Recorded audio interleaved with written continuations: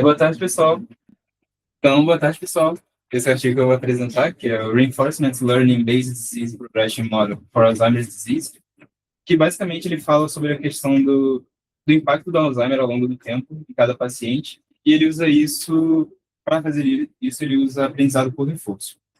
O motivo que eu escolhi esse artigo é que eu estou no plano de tentar publicar numa congresso bem difícil de ser aceito, então eu estava de olho um pouco no que a gente tem feito recentemente, isso mais importante e tal, e eu encontrei principalmente esses 3 pontos, que é a questão da explicabilidade, que é tornar o que eles fazem entendível, tipo, se eles desenvolvem um modelo, conseguir entender por que o modelo tem aquele comportamento.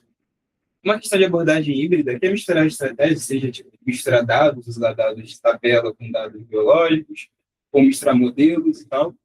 E questão de previsão, que eles não querem só dar um diagnóstico por momento, eles querem ver como é que isso vai avançar ao longo do tempo, como a pessoa vai estar daqui a anos, por exemplo. E, então tá. O principal problema aqui, se eu cito, é sobre como vai ser o avanço do Alzheimer nas pessoas, como isso vai impactar. E, então, tipo, se eu tenho um paciente hoje, eu quero saber como é que ele vai estar daqui a 1, 2 anos e tudo mais, e é alguma coisa que até o momento a gente não tem. E, para isso, ele criou essa proposta, que é basicamente pegar os dados que ele tem disponível, que vão ser ressonância magnética e alguns dados demográficos, que é sexo, um pouco de genética. Aí, nisso, eles vão tentar criar uma série temporal para conseguir definir como é que o cérebro vai estar. Eles usam um período de 1 ano, isso de 0 até 10 anos, de 1 em 1 ano. E, para isso, eles usam um modelo matemático, eles definem algumas equações diferenciais para conseguir definir esse progresso. Eles usam, por exemplo, sobre o fator de degeneração no cérebro, eles usam também a atividade cognitiva. E aí, para isso, eles usam aprendizado por reforço para conseguir estimar uma variável que eles hipotetizam ali. E aí, no final, a proposta é que esse modelo consiga dizer como é que vai estar o cérebro daqui a algum tempo. Tá. Nesse processo, ele encontrou alguns desafios que ele elencou, que o principal foi determinar o que eles iam usar de fatores de equações. Então, para isso, eles fizeram uma busca na literatura para encontrar conteúdo associado, e aí eles conseguiram definir alguns pontos que eu vou mostrar mais para frente. Dentre esses pontos que eles encontraram, tem a questão da cognição, do tamanho cerebral e da atividade cerebral. Eles disseram que isso, até o momento, não tem uma relação explícita, então eles criaram também uma certa hipótese para ver se funcionava. E como a proposta dele é conseguir prever para intervalo de tempo, se você quiser saber daqui a 1, 2, 3 anos, essa otimização tem que ser feita para todos esses tempos. Então, torna um pouco mais complicado o problema. Aqui, ele elenca as relações que ele encontrou. Basicamente, a gente tem esse amiloide, que é o beta-amiloide, que é uma proteína, que é a principal responsável por gerar atrofia no cérebro. E a partir dela, ele foi criando essa sequência de relações que a gente começa com essa beta-amiloide, o cérebro vai tendo um certo grau de atrofia. A partir dessa atrofia, a gente consegue ver que vai ter uma mudança na atividade cerebral, vai ser uma via de mão dupla. Essa atividade cerebral ela vai ser dada a partir de uma demanda cognitiva. Então, se o seu cérebro está pedindo muito, ele vai ter tendência a fazer bastante. Mas se estiver pedindo pouco, ele vai ter tendência a fazer menos. E a partir da atividade cerebral, ele consegue estimar esse grau de cognição que de fato foi alcançado e também o custo energético para o cérebro para conseguir fazer isso. E aí, para cada fator desses, ele encontrou ou definiu alguma equação que ia descrever esse fenômeno. Para fazer isso, ele usou o cérebro como um grafo. Ele definiu as regiões como sendo os nós e a interação entre essas regiões com arestas. Assim, mais frente a gente vai ver que esse gráfico é bem fajuto, porque só tem 2 nós também. Enfim, é um gráfico com só 2 nós. Então tá. E eles definem como x vezes t, que vai ser o tamanho dessa região, que vai ser o nó daquele determinado momento. Então a gente vai ter uma região lá, vai ter um x no momento 0, momento 1, momento 2, assim por diante. E aqui é a primeira fórmula que a gente tem. Não sei se ia pegar tanto a equação, é mais só para pegar um pouco da ideia, que essa aqui, em cima, é a taxa de propagação do beta-amiloide ao longo das regiões. Então, se eu tenho uma quantidade, essa aqui vai descrever o quanto isso vai aumentando ao longo do tempo. E essa é uma equação que já foi definida na literatura, eles pegaram de um outro artigo, e a partir dessa equação, eles integraram, fizeram umas manipulações, que eles conseguiram encontrar essa informação, que ela, ao invés de ter a taxa de variação, eles de fato conseguem encontrar já o tanto de proteína que tem naquela região, para já ter essa informação. Aqui são só umas informações, mas tipo, aqui o beta é uma constante, o Laplaciano é só uma matriz que vai ser multiplicada, e esse aqui, no caso, é o vetor que vai estar armazenando essas informações. E aqui é só a função. Só para lembrar do slide passado, quanto maior a propagação de beta-amiloide, maior a atrofia cerebral ou é inverso? Não, eles entendem que quanto mais beta-amiloide, mais atrofia. Tá, entendi.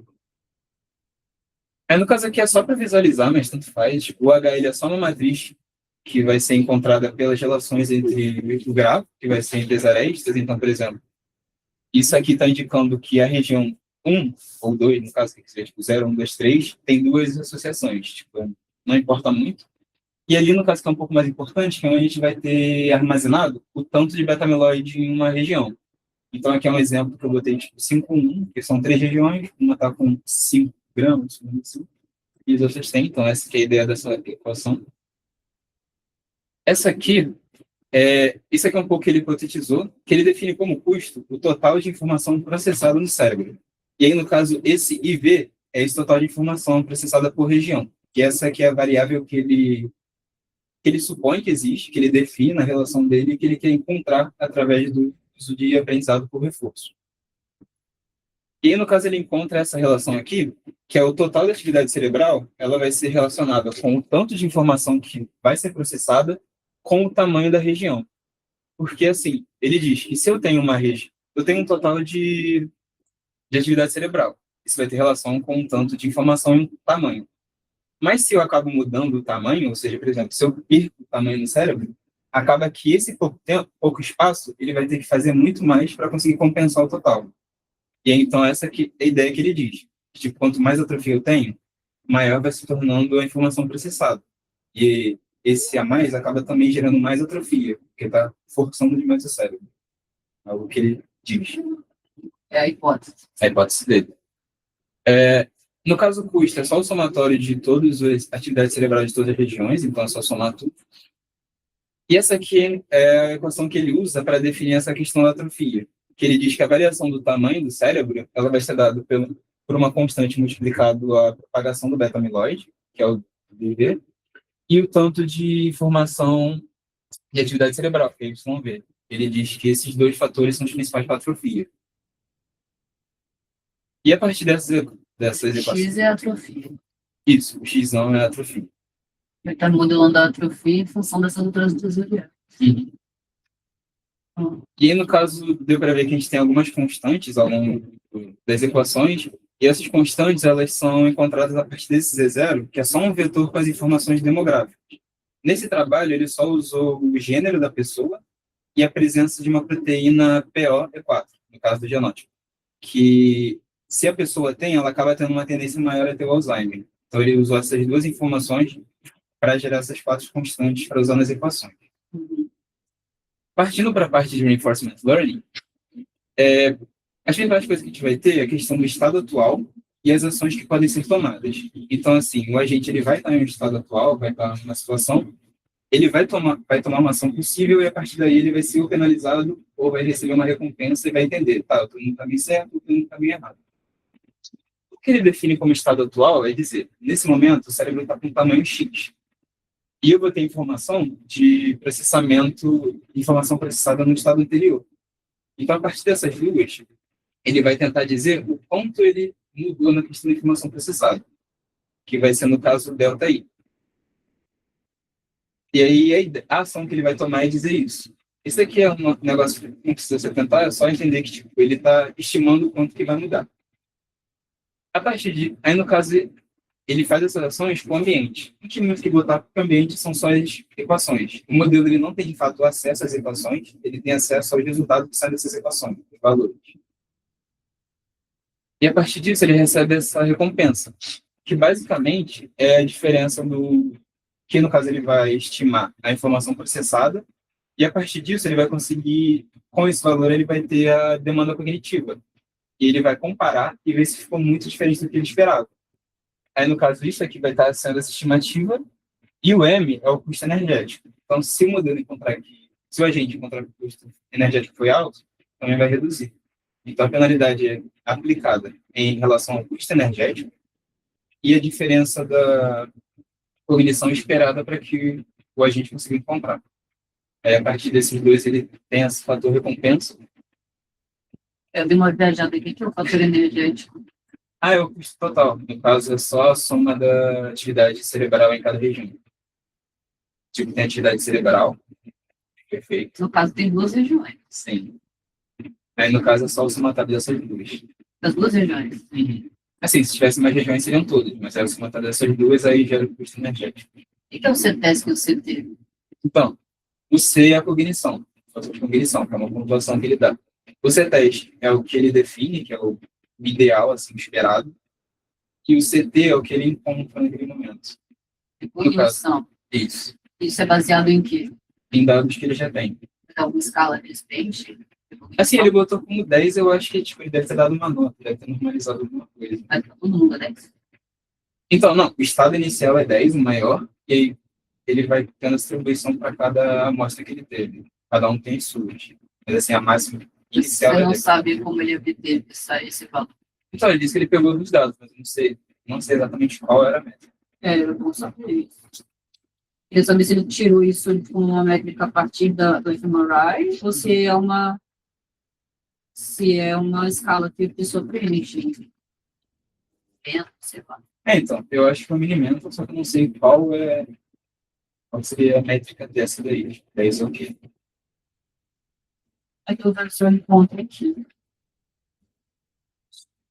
Tem um negócio chave. Na figura tem um MMSE. Não sei se isso Esse é o Minimental. Né? Uhum. Esse MMSE não está linkado diretamente com nada, mas está perto do tal do CT. Então, a cognição eu acho que é baseada no Minimental. Só não sei tipo, qual que é a métrica específica. Deixa uma nota do minimento. Tá. Aí o CTES que eu não entendi ainda. Então, Demanda cognitivo. esse é o que seria esperado para uma tarefa. Mas ele É chuta do esse Minimental. Não, esse valor é definido pelo Minimental. valor. É um valor default do minimento. Isso, tipo, passa um teste, aí era esperado uma certa pontuação naquele teste. E aí, Tá. É para ser a pontuação esperada e o CT a pontuação efetiva da pessoa no não, então, CT. nesse caso aqui, o C-teste é o que a pessoa obteve e o CT é o que o modelo está fazendo a predição. Naquele tempo? Tá. Então isso daí é tipo um cálculo de erro, um loss. Isso.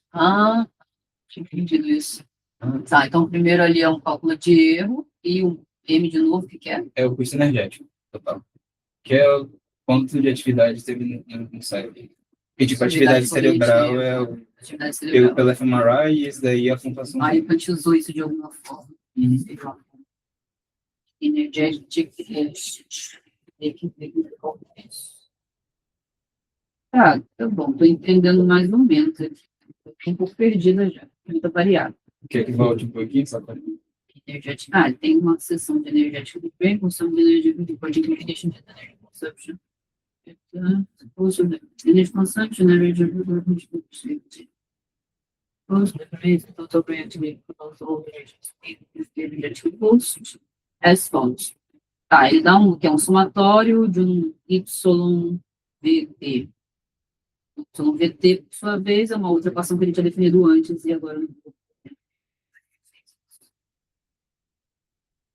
Tudo baseado no tal Y, V, fecha o processo. Não vou saber agora se vou repetir. Mas é uma métrica baseada na atividade cerebral.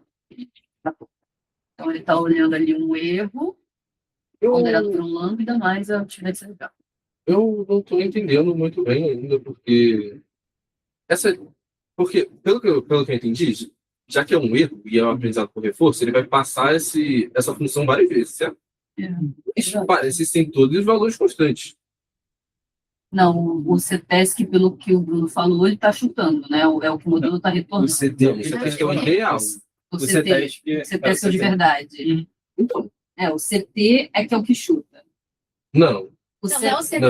Não, calma aí. Não. E o CTESC é o que ele O CT é a saída do modelo. Deixa eu falar. E pelo que eu estava entendendo, um era o ideal e o outro era o que o modelo prediz. É o ideal ou Isso, o que o modelo prediz. O Ou é só CT uma. é o que o modelo prediz. Não, o CTESC não tem ideal, gente. Eu que falei isso. Não existe Não, ideal. é isso que eu tô O falando. Eu não acho que todo CTESC é o que o ideal. cara de fato É. fez. E o CT é o que o modelo achou que ele ia fazer. Tá. Isso, esse é o verdadeiro e esse é o predito. Entendi.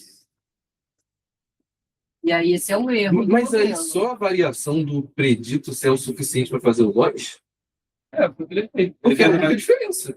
O resto é tudo constante. Ah, mas em geral isso não gosto mesmo. Em geral é a diferença entre o real e o Tipo, ele está predito. fazendo uma análise de uma variável.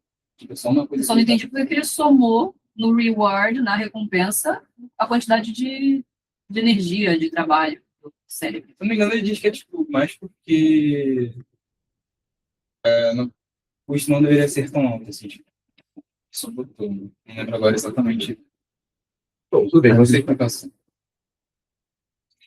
A parte do porquê que ele enfiou aquele MT ali, não entendi não. Pra mim tava bom só real menos predito. Ele estava falando que era sobre a questão de balanceamento energético. Mas aí, se ele botar o real versus o predito, não tem por que ele fazer uma recompensa diferente, né? Não tem por que ele fazer uma equação de loss. É só ele usar uma que já existe. Porque essa é a única diferença de um loss padrão, né?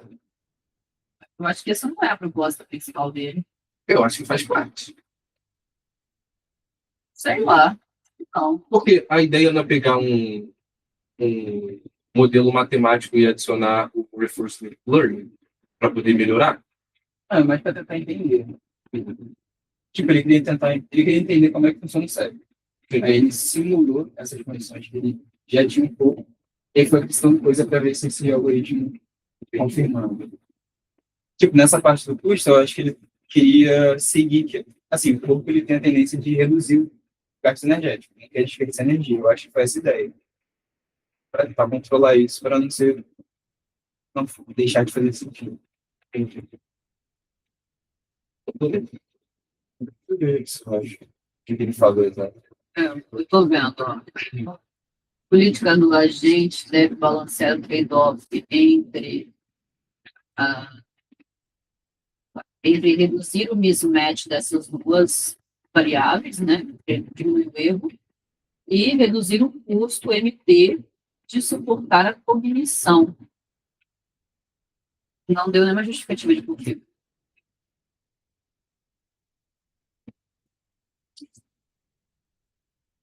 Tá bom. Ele não falou antes, pode ser. Aí depois veio uma participação. Quem achou que estava muito. Não, mas esses aí eu nem botei, porque, tipo... Você nem botou, né? Já foi direto pro treino. Não, essas daí não valem muito. Aquela que eu botei não era nem pra se importar tanto com a equação, era mais entender qual que era que ele tinha botado. Tá, seguindo pro treino, ele dividiu meio que em duas partes. Que uma era para fazer essa estimativa dos parâmetros, que eram aquelas constantes a partir dos dados demográficos, e aí, de fato, partir para ter as equações e conseguir fazer essa estimativa do desenvolvimento do cérebro, no caso da atrofia. Aí, no caso, ele fez isso com 5 folds, que basicamente ele pegava... Ele tinha todos os dados, então ele sempre tinha alguma porcentagem de validação, mudando sempre. E aqui são basicamente os parâmetros do modelo em si. Esse modelo Free and Policy é o que eu tinha falado antes, que o modelo em si não tem acesso às equações, ele só tem acesso aos resultados, e é com isso que ele de fato vai estar interagindo.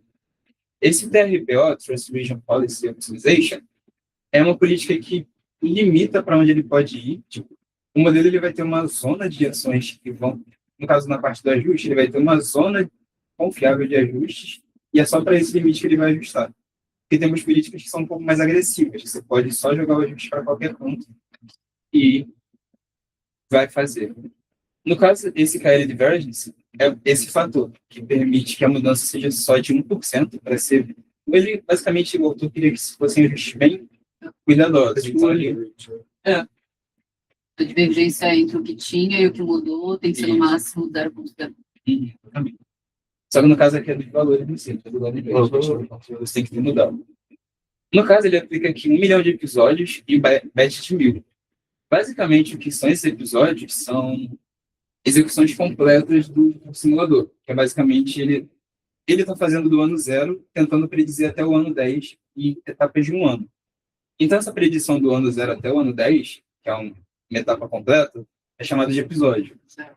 E os ajustes, eles são feitos depois de 1000 episódios, que no caso aqui não é por dados vistos, mas é por simulações feitas. Então, os batches são de 1000 episódios.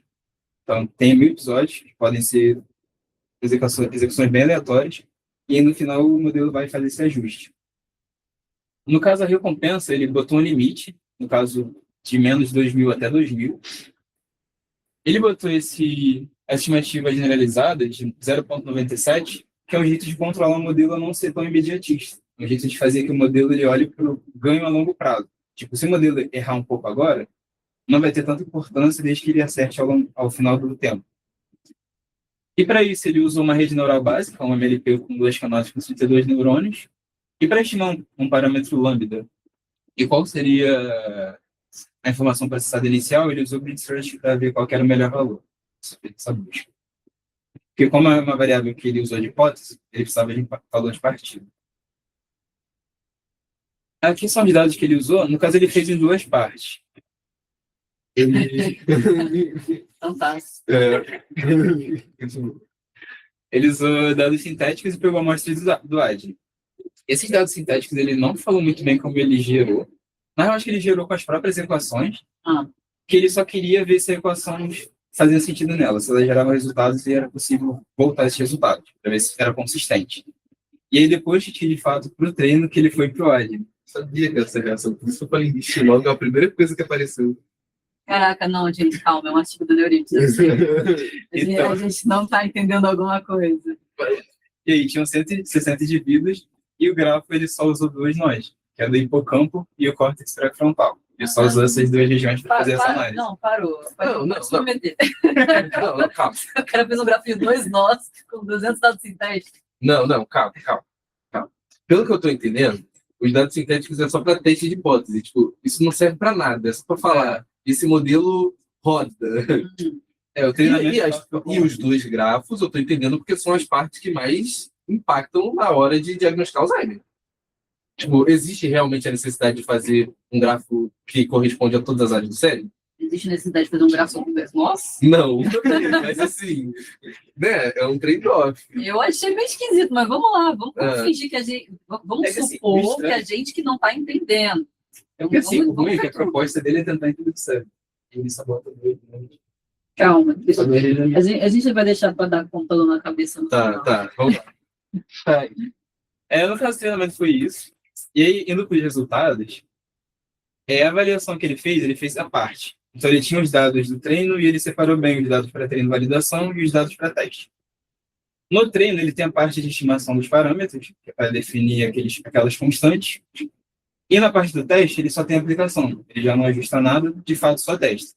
Então, ele recebe os parâmetros, faz as predições e calcula com o que de fato existe. Calma aí. A parte do Fivefold Cross-Validation ali é a parte de Hyperparameter Optimization. Isso. E nisso é onde ele usa o dado sintético. Isso é a minha pergunta.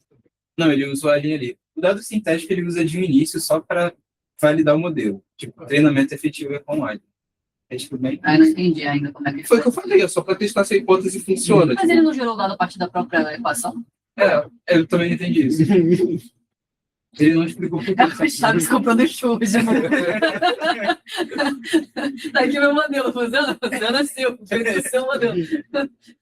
Eu fiquei procurando, só não entendi. Ele só falou que ele usou as equações para gerar o dado e fez outra coisa. Mas de qualquer forma, se ele treina no ADNI, tudo certo. A gente só ignora os dados sintéticos. Não? Vamos supor. Beleza. É que assim, depois ele já não cita mais os dados sintéticos. Então, assumir que ele não usou... não tem usado dado sintético para nada. Estou tentando defender o objetivo agora. Tá. E no teste ele só fazia a predição, e aí ele fazia a comparação usando o erro absoluto e a média quadrática. O erro absoluto médio. E aqui são as comparações de erro, no caso aqui foi o erro dos parâmetros em si, no caso que ele encontrava. Aqui ele indicava a relação do que foi predito com o que era de fato certo. Aqui dá para ver que tem uma certa coisa. Tá muito bonitinho. bom. Tá muito bom. Ele encontrou uma boa. Tipo, no próximo slide Aí a vai gente ter... até aceita que passou.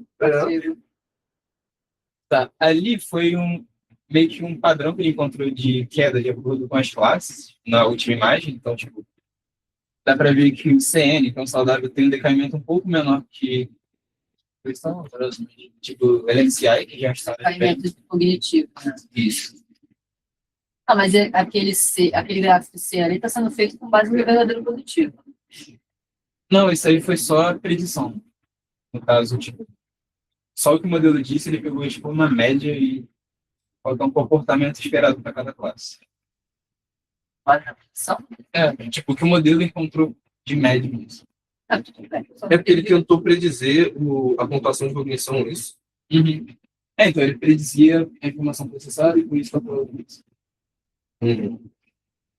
E aí, pera, volta lá, deixa eu tentar interpretar o gráfico. Tu tá dizendo, esse vermelho é o quê? É a classe SMC. Que significa o quê? Recebe E aí você tem nível de cognição maior? No decorrer dos anos? Ele encontrou. Foi um ponto que o autor citou. Tipo, isso foi um pouco contraditivo. Não, aí calma aí, peraí. CN é o. Tá saudável. Não pode ser. Não, mas então tá uma porcaria esse cara, né? Então, exato. O CN tá igual, com declínio cognitivo igual o MCI, leite MCI. Eu achei que o vermelho era o Normal. normal. Não, Normal, laranja. Ah, tá bom. mas não. Pera, calma. Porque eu tô entendendo que o gráfico B e o gráfico C estão dizendo coisas contrárias. O B tá dizendo que o modelo ficou bom e o C tá dizendo que ficou nossa. Exato. Não tem como estar certo. É que assim, na comparação com a verdade, fica parecendo um pouco melhor, mas não foi realmente isso tudo. Não. Por que isso não faz sentido? Porque se o modelo está predizendo o C, não tem como o verdadeiro ser isso, a não ser que cognition score não significa o que a gente acha que significa. Porque se o B está certo, você está me dizendo que pessoas com Alzheimer severo têm uma capacidade de cognição maior do que normais. E não faz muito sentido.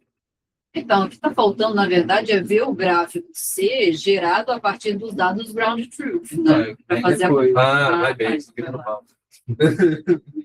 Não, é que a gente botado aqui, mas enfim, aqui é a comparação do ground truth. Cadê? Cognition score, years from baseline. Esse é o ground truth. Uhum. No caso, o ground truth é o roxo, e o que eles propuseram no caso, esse daqui foi proposto só com as fórmulas, esse vermelho, tipo, sem usar o reinforcement learning, e o azul é com o reinforcement. Ah, mas é que eles não fizeram o ground truth separado com Não, eles fizeram classe. Mas esse é o quê? Esse é tudo. Todo mundo junto, tirado. Interessante. Ah, mas ele ficou Mas ruim assim, de deixa eu enxergar, eu não gostei desse gráfico. O laranja é o quê? Então, ali é uma relação entre as duas regiões, que é o hipocampo. Não, o laranja esse não aqui. há ainda. Então, Esse mini RNN. é o suposto melhor modelo até o momento. Na literatura. Isso.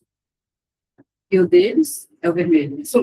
O deles, de fato, é o azul. O vermelho é sem reinforcement learning, Ah, tá, com o reinforcement o azul. é o azul. Ah, o azul está mais próximo, mas ainda estão um pouco para Ainda ali. está diferente. O que é esse velho? É um outro modelo também. Esse eu nem li muito. Era outro de comparação. Esse ground truth que eles usaram foi muito ruim, tinha que ter separado por classe. Eles pegaram um genérico e Ficou ruim. Não dá para enxergar direito o que está acontecendo. Eu entendi que o objetivo provavelmente era comparar com a literatura. Mas parece que a melhor coisa da literatura se mantém constante. Tipo, na minha cabeça não faz muito sentido isso ser de todas as classes também. Eu não cheguei a olhar esse outro trabalho, mas era o que eles citavam como o estado da arte. E Esquisito. é bem horroroso. Como é que chama esse grafo? Mini RNN. É. Vai estar escrito em algum canto, né? Minimal é do grupo compared to the some response for the state of the argument. Minimal é SBE. English details. Attention to that to predict. Demonstrate the value.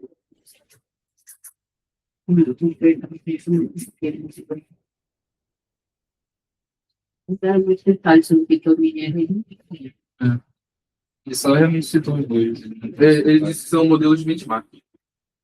Mas... É. Ai, tá bom, vai. Vamos seguir. Fala do slide anterior que você falou. Ah, tá. Não, isso aqui são só as métricas que ele encontrou de erro e de erro absoluto médio e erro quadrático médio. E ele comparou com os outros e o dele foi consideravelmente melhor, né? Aí foi mais isso. Aí, tipo, por fora é a média do erro e dentro é o desvio padrão. Entre parênteses. O dele eu propus é o primeiro. Mas ele E aí, só no Adyen- ganhou no Sintet. então no sintético. Aí no Adyen ele perdeu pro SVR. Pro SVR. Ah, tá. Nossa. Mas nem. Bom.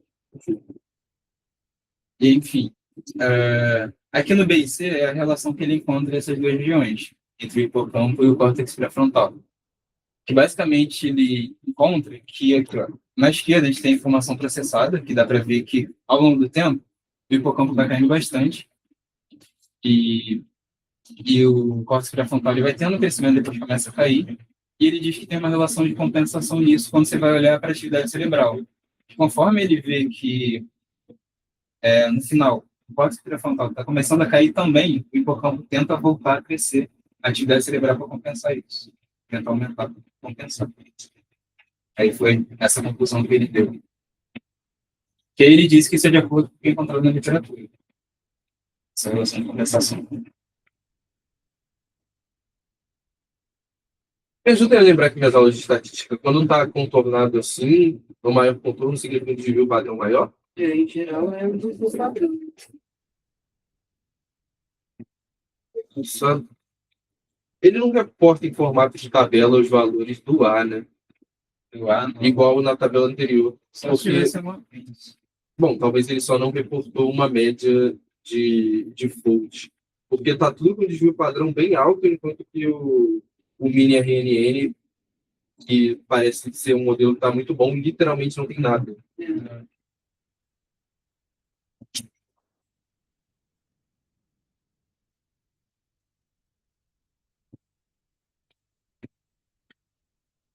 Eu entendi um pouco diferente, pessoal. Assim, esse mini RNN é o ground truth, é o que é. Eu tenho dúvida, tá? É o que é medido, né? Como. Deixa eu pesquisar aqui. Porque parece que esse mini RNN não está acertando nada, ele está marcando sempre lá no. Que a cognição não cai, né? Ela se mantém. E assim, não tem desvio padrão por conta disso, porque está sempre lá pertinho do 10. Mas comparando com. Então, não entendi ele como bom, entendi ele como ruim, na verdade. A gente não acha que tá bom, não. A gente acha. Tá, entendi. A gente parece que o Bruno leu que essa é uma referência na literatura. Mas é uma referência que não serve pra nada, né? Que vai marcar, pô, bota uma equação de primeiro grau aí que resolve. Tanto que ele citou como um benchmark, né? Não faz muito sentido. Eu vou começar a usar esse tipo de benchmark nos meus trabalhos também. Vou pegar lá o Tá. Continuar aí pra gente chegar na parte para a gravação. A gente vai poder. Mas é mais isso mesmo. No caso, o ganho dele disse que ele conseguiu diminuir o erro em 10%. Às vezes aqui é o que ele disse. Com essas duas regiões ele consegue garantir alguma interpretabilidade, né? Com essa relação que ele encontrou. De limitação, ele botou que ele só usou o AD e só usou duas regiões. E ele pretende aumentar o gráfico de trabalho de modelo.